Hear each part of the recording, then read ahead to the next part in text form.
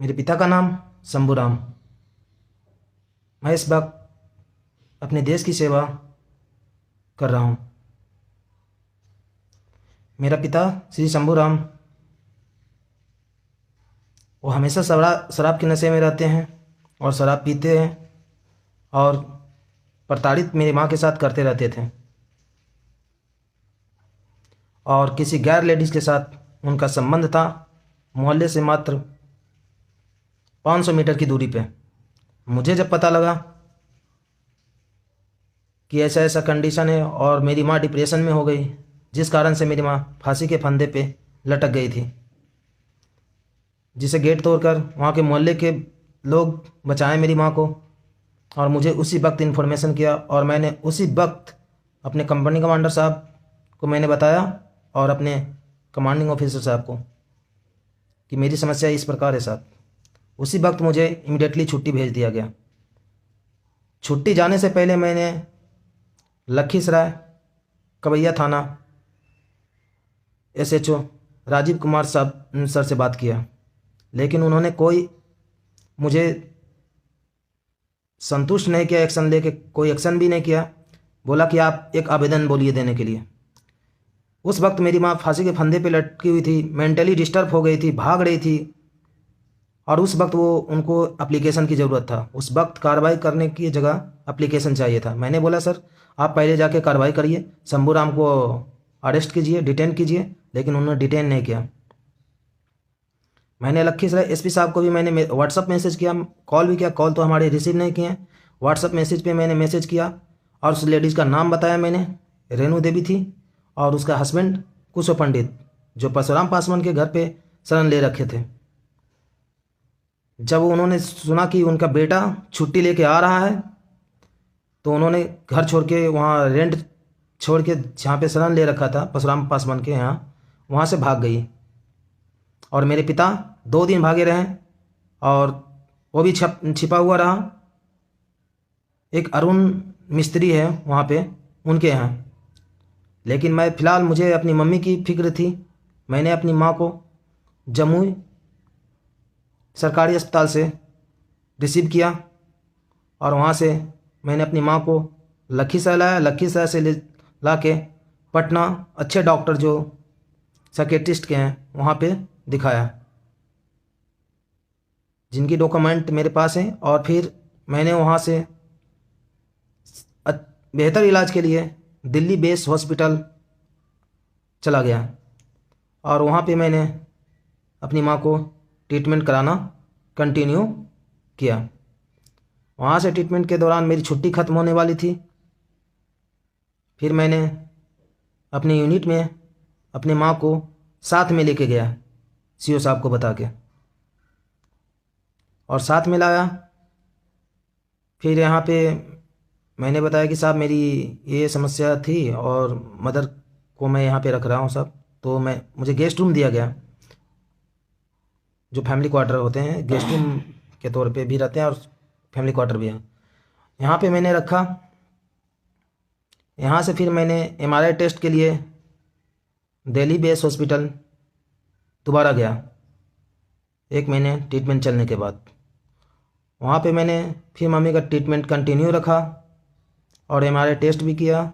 सारे ट्रीटमेंट कराने के बाद डॉक्टर साहब ने बताया कि अभी इन्हें 1 साल मेडिसिन की ज़रूरत है और इन्हें डिप्रेशन से दूर रखा जाए, इन्हें अपने पास रखो। तो फिर मैंने अपने माँ को अपने पास रखा, यहीं अपने यूनिट के अंदर ही, फैमिली क्वार्टर में। मैंने अपनी माँ के फ़र्ज था जो पूरा कर रहा हूँ। और जब मेरी नौकरी 2011 में लगी थी, उस वक्त श्री शंभूराम राजमिस्त्री का काम करते थे।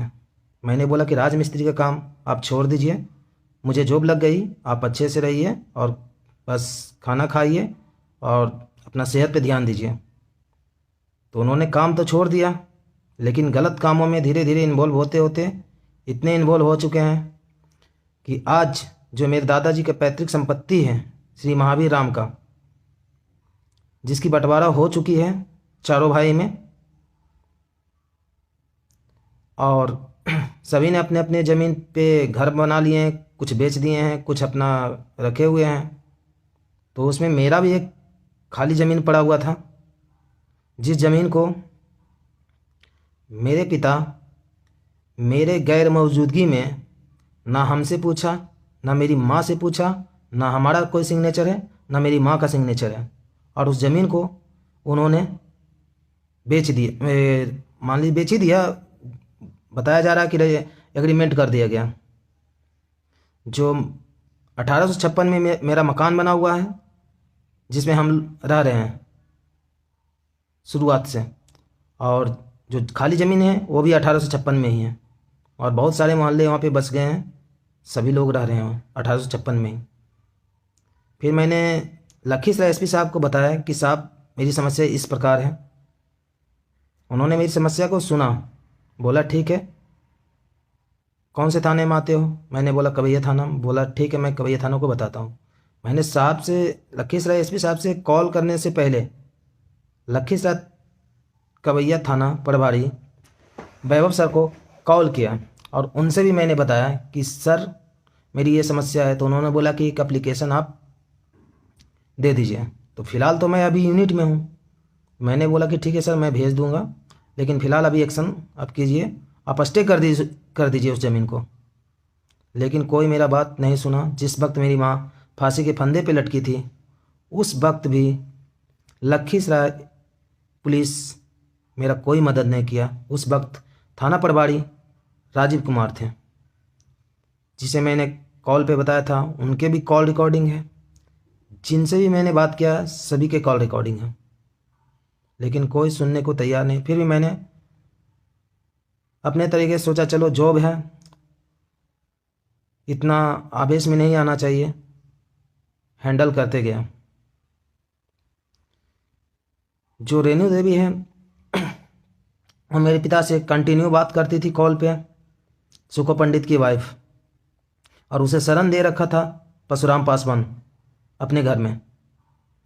जब वो सुना कि उसका बेटा छुट्टी आ रहा है इमीडिएटली, उन्होंने घर छोड़ के भाग गया था। और मेरे पिता भी, एक अरुण मिस्त्री है क्यूल बस्ती में, वहाँ पे छिपा हुआ था 2 दिन।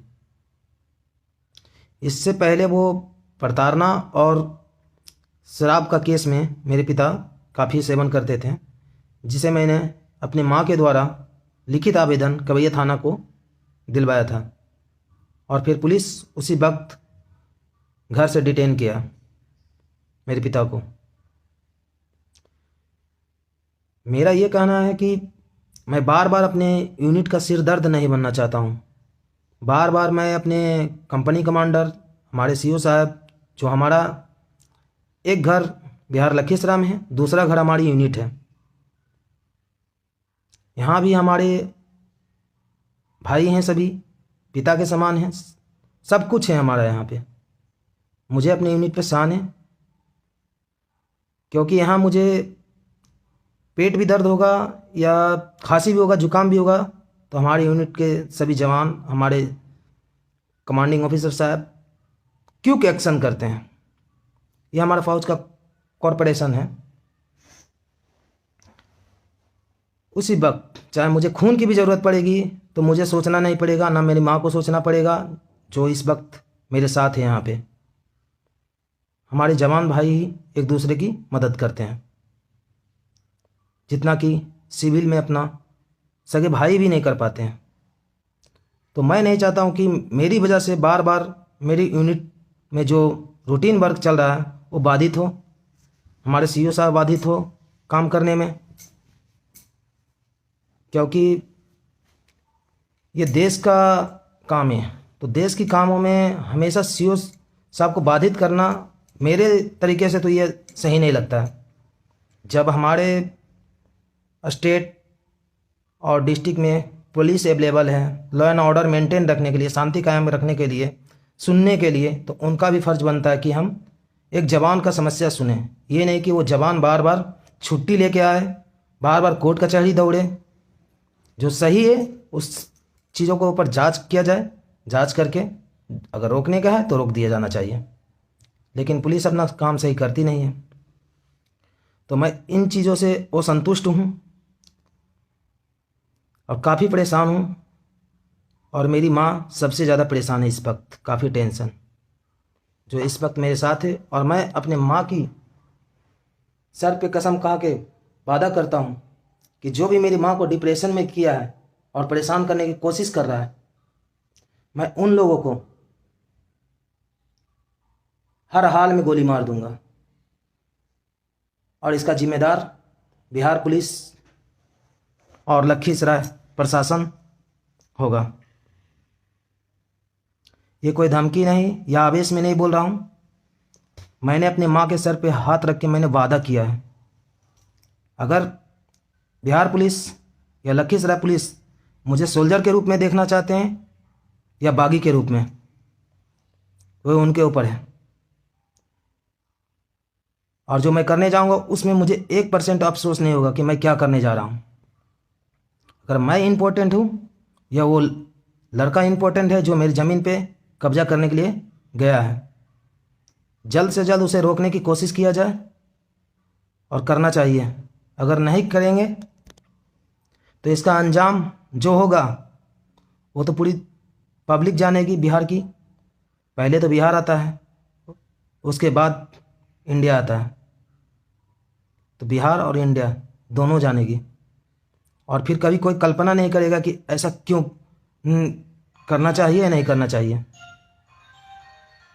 और भविष्य में कभी कोई किसी सोल्जर के साथ इस तरह से नहीं करेगा। अब मेरा तो यही कहना है कि जो जैसा करता है उसके साथ वैसा ही करो बस। पहले अपने तरीके से मैंने जो था कोशिश, मैंने प्रयास मैंने कर लिया। अब प्रयास के बावजूद भी अगर काम हो रहा है, अब प्रशासन रोकने के लिए इच्छुक नहीं है, तो जो इन्वॉल्व है, मैं वादा किया हूँ हर हाल में मारूंगा। क्योंकि इस वक्त मैं पुलिस का स्टडी में नहीं हूँ जो झूठा वीडियो बना के भेज रहा हूँ। इस वक्त मैं पुलिस के हाथों से दूर हूँ, अपने यूनिट में हूँ। और जिस दिन मैं इस यूनिट से निकला उस दिन से काउंटडाउन शुरू है। जय हिंद, जय भारत। और मैं ये भी बताना चाहता हूँ कि जो हमारी सैलरी लॉस होगी, जो मैं कदम उठाने जा रहा हूँ, मुझे पता है कि इसमें प्रशासन मुझे परेशान करने की कोशिश करेगी, लेकिन परेशान तो होऊंगा मैं। लॉस तो मेरा होगा ही, मेरी सैलरी लॉस होगा पर मंथ का, मेरा रिटायरमेंट चला जाएगा, जो मुझे मिलेगा वो चला जाएगा। तो ये सारे चीज़ों का भुगतान उसी बिहार, उसी लखीसराय से करूँगा। कैसे करूँगा ये तो मैं बताऊँगा नहीं। अगर मैं इतना चीज़ खोऊंगा तो पाने की तो इच्छा रखूँगा ज़रूर ही। अब बिहार सरकार के ऊपर है और बिहार पुलिस के ऊपर है, जिला प्रशासन के ऊपर है कि इसे शांति कायम रखें या फिर खून खराबा होने दें, या सोल्जर के रूप में देखना चाहता है या बागी के रूप में। जो भी होगा अंजाम चाहे कुछ भी हो, पीछे मुड़ के मैं देखूंगा ना। इसका सारा जिम्मेदार सिर्फ जिला प्रशासन होगा। क्योंकि मेरा एक ही आग्रह है कि बस उस ज़मीन को जल्द से जल्द काम रोक दिया जाए। क्योंकि इस वक्त मुझे इज्जत सबसे ज़्यादा प्यारी है। पैसे से ज़्यादा इम्पोर्टेंट मुझे इज्जत है, सर्विस से ज़्यादा मुझे इम्पोर्टेंट इज्जत है। मेरी माँ का फिक्र है कि मेरी माँ उस ज़मीन के कारण डिप्रेशन में हो गई है इस वक्त, अभी जिसे इलाज चल रहा था, फिर से वो 2 दिन से टेंशन में है। तो वो मेरे लिए बहुत ज़रूरी है। और जो ज़मीन लिया है वो हमारे पुराने दुश्मन भी थे, फिर भी दोबारा कोशिश किए, फिर दोबारा वो कोशिश किया है गलत करने के लिए। मैं तो भूल गया था कि चलो छोड़ो यार, सर्विस हो गया, ये सब नहीं करना है। लेकिन वो बोलता है ना कि इतिहास दोहराना चाह रहा है, तो इतिहास में दोहराऊंगा, फिर अच्छी तरह से दोहराऊंगा। उसके अंदर जो गुरूर घमंड हो चुका है ना, वो घमंड को मैं 100% पूरा करूंगा। और मेरा कहना है कि जिस दिन मैं मुकेश कुमार इस पलटन से निकला, उस दिन जो विक्की कुमार मेरी ज़मीन पे गया है उसे मैं रिकमेंड करता हूँ कि स्पेशल सुरक्षा ले लिया जाए। बिहार पुलिस से भी मैं कहना चाहता हूँ कि उसे एसटीएफ का जवान दिया जाए उसकी सुरक्षा के लिए। मेरा रिकमेंड है पर्सनली, क्योंकि एक जवान को अगर बागी बनाना है तो बनाओ। जय हिंद, जय भारत।